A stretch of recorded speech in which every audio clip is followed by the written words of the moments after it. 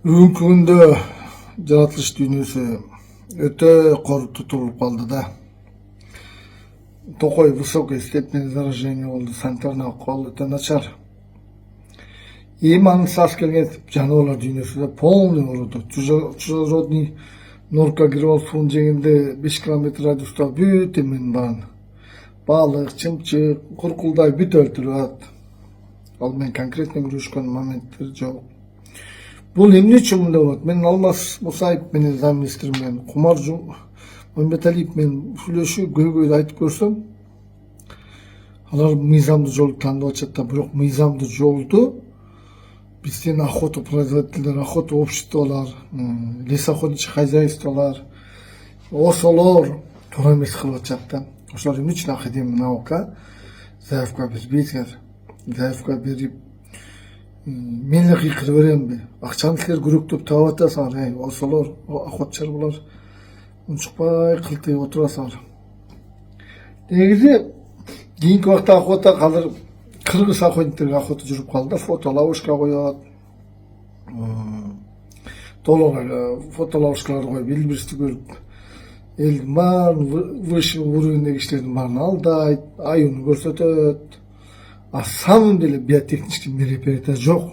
Урматтуу ген прокурор, силердин жанагы Токой жаратылышты курировать эткен бир адистериңер менен жоруктуруп, же өзүңүз бир кабыл алып койсоңор, мен чоң көйгөйлөрдү айтат элем да. Жаратылыш дүйнөсүндө сен жакшы, мен жакшы деген убакыт өтүп кетти. Азыр ачык, ар бир оору менен кармаша турган мезгил келди. Кийикте 4-5 оору бар. Шарп бар, бруцеллез бар, котур бар, эхинокок бар, да бир топ оорулар бар. Биздин кийиктин баары оорулуу болуп калды. Мисалы котур, 1000 койго бир котур келсе, бир жуманын ичинде 1000 койун котур болот. Кыргыз элим. Казыр 1000 текеге 1000 теке келип кошулуп атат котур болуп. Жана ОТРКда көрсөткөн балдар айтып атпайбы, аягында беделде бир теке оорулуу окшойт деп, анан башкаларды карасаң баары баспай калды депчи. Ошонун баары котур, эхинокок. Казыр айтып атпаймынбы мен? Биотехнический мероприятия жок. Казыр только фотоловушка менен эле шоумон болуп калды да. Элди гана алдайт да. Аюу, текенин кетип бараткан тартып коет деген андай эмес. Аксай арпада массовый гибель болуп атат.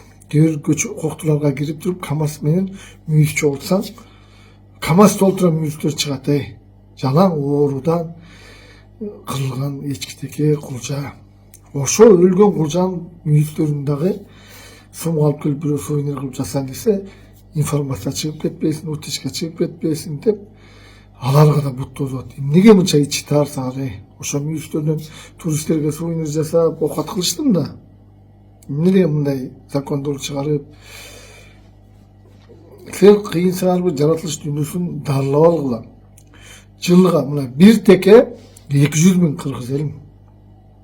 Bir жылда 3 теке аттырышат. 10 текең 2 миллион, 100 текең 20 миллион. 100 текең 60 миллион. Өзүңөр элестетиңерби, кыргыз элим. Bir кулжа миллион сом. Bir жылда 100 кулжа турат. 100 миллион сом. Европа өлкөлөрүндө жаратылыштан эч ким эчтеке үмүт жаратылыштан токой өстүрүп, токойду кайра сатышат. Ошо акчаны кайра токойго салат. Африкада охота индустриядан акча тапса, кайра охотага салышат. Развитие. Трофейный качественно оңдош керек да. А бизчи? Биз айыл өкмөткө кичине беребиз, охота обществолорго таштабайбыз, акчаны жулага ачабыз. Эмне деген причина бул? Высокий степень заражения. Урматтуу генеральный прокурор, сиз законду билген, мыйзам түшкөн кишилер мени кабыл алгыла.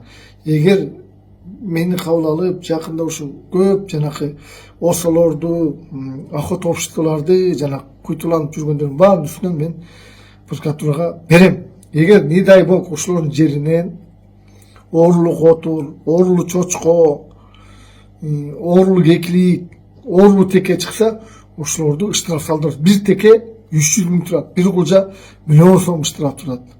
Бүгүн тоолордун баары шарп менен ооруп атат. Maldın baarı 80% öldü. Orup ayıktı. Kээ бир жерде өлгөн чочко каман уйдун өлүгүнүн жанынан камандын ийистерин көрүп калып атат. Контакт болуп атат. Мен ошон үчүн айтып атам, камандарды кээ бир жерде өскөн закон кылып туралы, оорулуу болсо аталы деп атам. Оорулуу болсо орун жайылып батып калалы. А бир коктоодо теке жүргөн жердин барында, шарп жүргөн жерде шарптан өлгөн, карасандан өлгөн уйларын сөөктөр жатат. Кыргыз элим. Мен ошондо эле мындай рейд кылып, кээ бир угойдолор бар, жамынып алган, эч кандай охота жок. Именно нас паалып ушундай охотничий угойдолор чирип атат. Эчкитеге кийиктин оорусучу. Чирип атат. Рассадниктер ошолор. Bir biyotexnikani bilgen je bir biyolog okumuşlar yok. Bolgon akademiyalarda 3-4 oturat. İlim jagын барын жок кылып атасыңар. Büyüt барын жок кылып атасыңар. Архив, изучение, научный жетишкендердин барын жок кылып атасыңар. Казыр баары ментип акын отурат да, мен сага чыгып кетейин, проектиңди урдум мен. Эч кандай проект кылып сага жардам бербейт. Мына миллиондоп кырып атат массага түрдө. Кен прокуратура bu акча таап, көп, унчукпай жаткан жерден кимдин жеринен эмес ошолор баары иш козгоюш. Болду жетет. Жакшы иштеш керек. Кекиликтердин баары аскарийда глистим болуп ооруп жатат. Быйыл макул, эгер научный астралдан чыгып доказать этсек, айыл өкмөттөр менен сүйлөшүп, баарын курттун дарысын берип, малдан чыгарып, эгер котур болсо толорго койлорун крайнинге салдырып, мындай bir kapitалist мамиле кылалы деп атам мен. Кыргыз элим. Мен биринчи күндөрү генералдык прокуратурага барып болгон жазам. Мына Токой жөнүндө жазып атам. Токойдун башчысы Мураталы Тагай общий научный Токойдун санитарный акыбалын текшерели деп мага комиссия түзүп берип атат. Айлык чыгарып берем деп атат. Чыгып буюрса иште деп атат. Сен иштейин мен, элиме көрсөтөйүн. И тодо, мисал мен профессор болобу, биолог болобу, академик болобу, мен любойумдан охота индустрияны жакшы билем. Действительночи. Мен ошонун арасында чоңоюп өскөн. Мен мировой общениям деген эң чоң. Мен канча дүйнө кыдырган охота биолог туристтер менен суткалап 10 күндөп жүргөн кишимин. Мен билген бирин билбейсиңер.